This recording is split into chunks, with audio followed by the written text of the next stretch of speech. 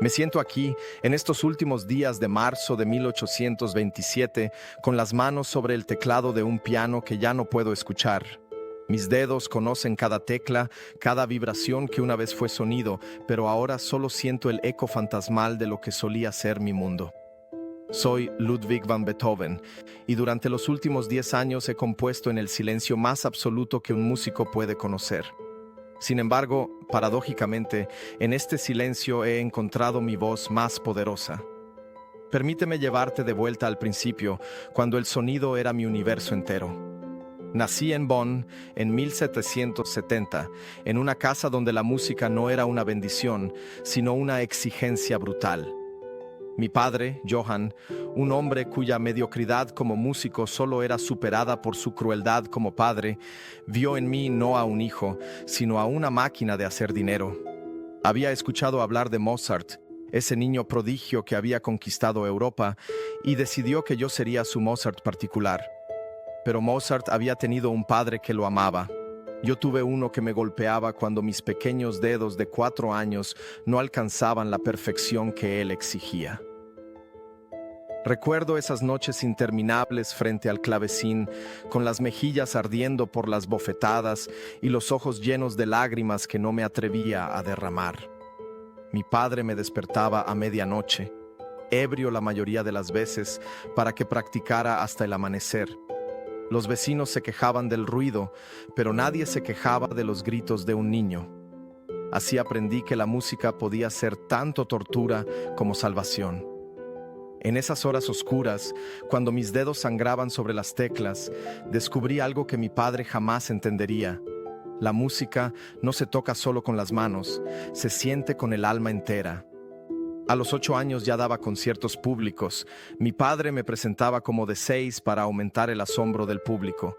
Mentía incluso sobre mi edad, como si mi talento natural no fuera suficiente. Pero yo sabía que tenía algo especial, algo que iba más allá de la técnica que me habían forzado a dominar. Cuando tocaba, el mundo desaparecía. El dolor, la ira, la soledad, todo se transformaba en algo hermoso y puro. Era como si pudiera tomar todo el sufrimiento humano y convertirlo en esperanza a través de las teclas. Mi verdadera educación musical comenzó cuando Christian Gottlob Neff se convirtió en mi maestro. Él fue el primero en ver en mí no a un mono amaestrado, sino a un artista en formación. Me enseñó Bach, me mostró la arquitectura secreta de la música, la forma en que las notas podían construir catedrales invisibles en el aire. Bajo su tutela, compuse mis primeras obras serias. Ya entonces sabía que no quería simplemente tocar música. Quería crearla, moldearla, hacer que dijera cosas que las palabras nunca podrían expresar. A los 17 años viajé brevemente a Viena, la capital musical del mundo. Allí conocí a Mozart. Tocó para él, y cuando terminé, el maestro dijo a quienes estaban presentes: «Observen a este joven. Algún día hará hablar al mundo entero». Fueron apenas unas semanas en Viena antes de que tuviera que regresar a Bonn por la enfermedad de mi madre, pero esas palabras de Mozart se grabaron en mi corazón como fuego en piedra. Mi madre murió cuando yo tenía 17 años. Era la única persona en el mundo que me había mostrado amor verdadero, y con su muerte se fue también la última luz cálida de mi infancia. Mi padre se hundió aún más en el alcohol, y yo me convertí en el sostén de la familia. Pero algo había cambiado en mí. El dolor de perder a mi madre no me quebró. Me endureció como el acero en la fragua. Comprendí que el sufrimiento no tenía por qué ser destructivo. Podía ser el combustible de algo extraordinario. En 1792, cuando tenía 22 años, regresé a Viena para quedarme. Esta vez estudiaría con Haydn, aunque nuestra relación fue tormentosa. Él era un hombre del orden clásico, y yo ya sentía rugir dentro de mí algo salvaje, algo que no se conformaría con las reglas establecidas. Mis primeras sonatas y sinfonías causaron sensación, pero también escándalo. Los críticos decían que mi música era demasiado violenta, demasiado emocional, que rompía con la elegancia del periodo clásico. No entendían que yo no estaba rompiendo reglas por capricho. Estaba liberando la música de las cadenas que la limitaban. Fue durante esos primeros años en Viena cuando comencé a notar los primeros síntomas. Al principio fueron solo pequeñas molestias, un zumbido ocasional en los oídos, dificultad para escuchar conversaciones en ambientes ruidosos. Pensé que era temporal, tal vez resultado del estrés o de las noches sin dormir componiendo. Pero gradualmente, inexorablemente, el mundo se fue volviendo más silencioso. Imagina por un momento lo que significa para un músico comenzar a perder la audición. Es como si un pintor perdiera la vista gradualmente, o como si un poeta olvidara las palabras una a una. Al principio negué lo que estaba sucediendo. Aumentaba el volumen de los pianos, me acercaba más a los instrumentos durante los ensayos, fingía escuchar cuando en realidad estaba leyendo los labios de la gente. Durante años viví en una negación desesperada, aterrorizado de que el mundo descubriera mi secreto. En 1802, cuando tenía 32 años, llegué al punto más oscuro de mi vida. Mi sordera había progresado tanto que ya no podía engañarme a mí mismo. Me retiré a Heiligenstadt, un pequeño pueblo a las afueras de Viena, supuestamente para descansar, pero en realidad para enfrentar la verdad terrible de mi condición. Fue allí donde escribí lo que ahora se conoce como el Testamento de Heiligenstadt, una carta dirigida a mis hermanos que nunca envié, pero que me sirvió para confrontar mi propia mortalidad. En esa carta escribí sobre la tentación del suicidio. Sí, consideré quitarme la vida. ¿Cómo podía un músico vivir sin escuchar? ¿Qué sentido tenía mi existencia si no podía experimentar lo único que le daba significado?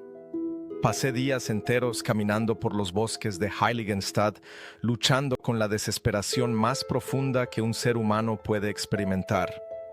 Pero fue en esos momentos de mayor oscuridad cuando descubrí algo fundamental sobre mí mismo y sobre el arte. El arte, comprendí, no depende de la perfección de nuestros sentidos, sino de la profundidad de nuestra humanidad. La música que había dentro de mí no necesitaba mis oídos para existir.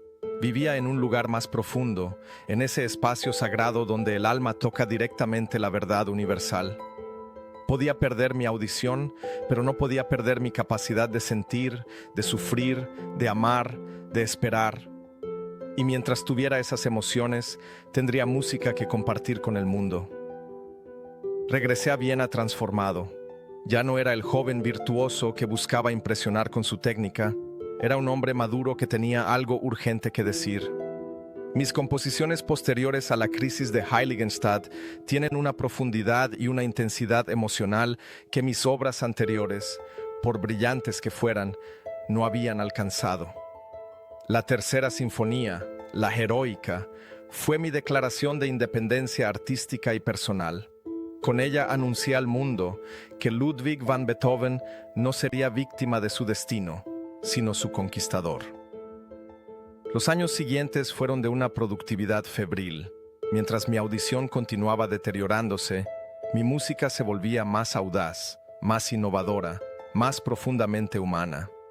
Compuse la Quinta Sinfonía, esas 4 notas iniciales que representan el destino llamando a la puerta, pero también mi respuesta desafiante a ese destino.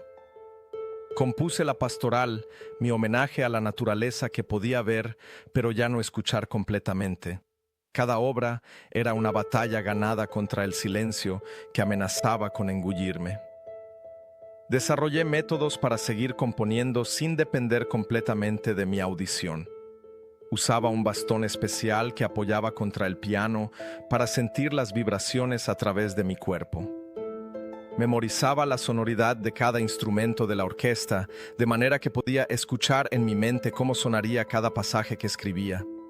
Mis estudiantes y amigos me ayudaban tocando mis composiciones mientras yo seguía la partitura, sintiendo más que escuchando el resultado de mi trabajo. Pero nada me preparó para el desafío de componer completamente sordo. Hacia 1814, los últimos vestigios de mi audición desaparecieron.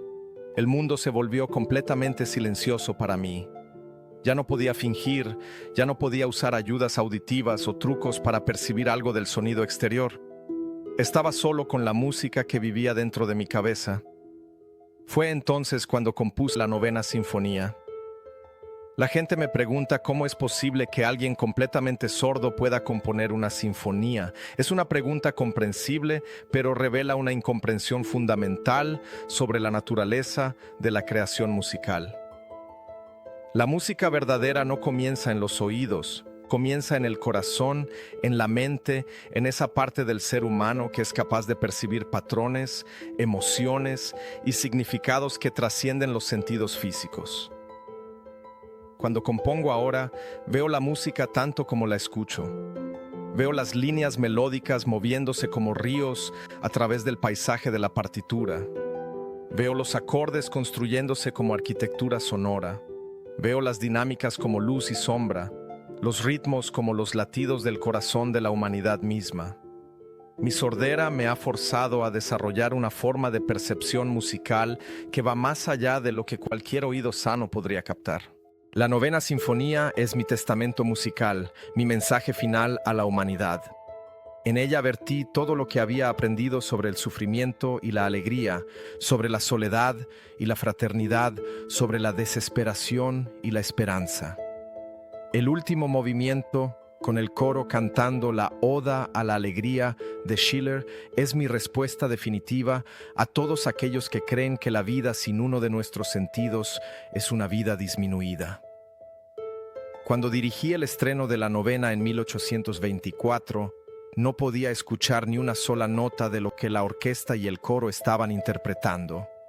Seguía los movimientos de los músicos, la expresión de sus rostros, el lenguaje corporal del público. Al final, cuando terminó la sinfonía, me quedé de espaldas al público, aún dirigiendo, sin darme cuenta de que la música había terminado. Una de las cantantes tuvo que tomarme del brazo y hacerme volverme para ver la ovación del público. Fue entonces cuando vi lo que mi música sorda había logrado.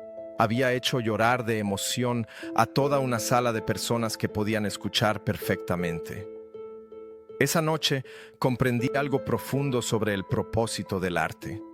No creamos belleza para nosotros mismos, la creamos para compartirla, para conectar con otros seres humanos a un nivel que trasciende las palabras e incluso los sentidos. Mi sordera, que había temido que fuera el fin de mi carrera musical, se había convertido en el instrumento de mi mayor triunfo artístico. En estos últimos días, mientras siento que mi cuerpo se debilita, reflexiono sobre lo que significa crear belleza en medio del sufrimiento.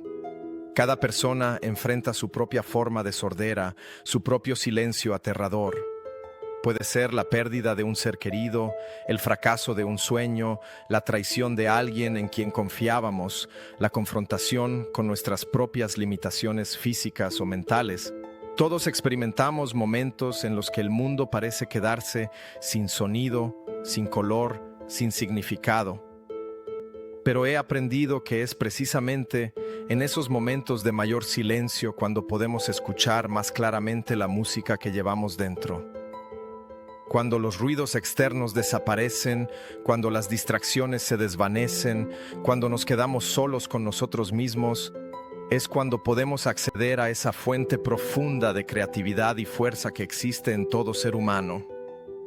Mi legado no son solo las notas que escribí en papel pautado. Mi verdadero legado es la demostración de que ninguna circunstancia, por devastadora que sea, puede silenciar el espíritu humano si éste se niega a ser silenciado. Perdí mi audición, pero gané una forma de escuchar más profunda. Perdí la capacidad de participar en conversaciones normales, pero gané la habilidad de hablar directamente al alma de la humanidad a través de mi música. Ahora, cuando mis dedos tocan estas teclas silenciosas, no siento tristeza por lo que he perdido. Siento gratitud por lo que he descubierto. He aprendido que la verdadera música no está en el sonido que producimos, sino en la intención con la que lo creamos. He aprendido que la belleza no requiere de la perfección de nuestros sentidos, sino de la profundidad de nuestras emociones. He aprendido que el silencio no es la ausencia de música, sino el espacio sagrado donde la música más hermosa puede nacer. Si hay algo que quiero que recuerdes de mis palabras, es esto. No permitas que tus limitaciones definan tu potencial. No dejes que lo que has perdido te impida ver lo que aún puedes crear. En cada vida hay momentos de silencio aparente, pero si escuchas con el corazón en lugar de con los oídos, si miras con el alma en lugar de solo con los ojos, descubrirás que llevas dentro de ti una sinfonía completa esperando ser liberada. La sordera me enseñó que la música más poderosa es aquella que nace del silencio más profundo. Tu mayor dolor puede convertirse en tu más hermosa creación si tienes el valor de transformarlo en lugar de simplemente sufrirlo. No huyas de tu silencio, abraza, explóralo y descubre qué música extraordinaria está esperando nacer en su profundidad sagrada.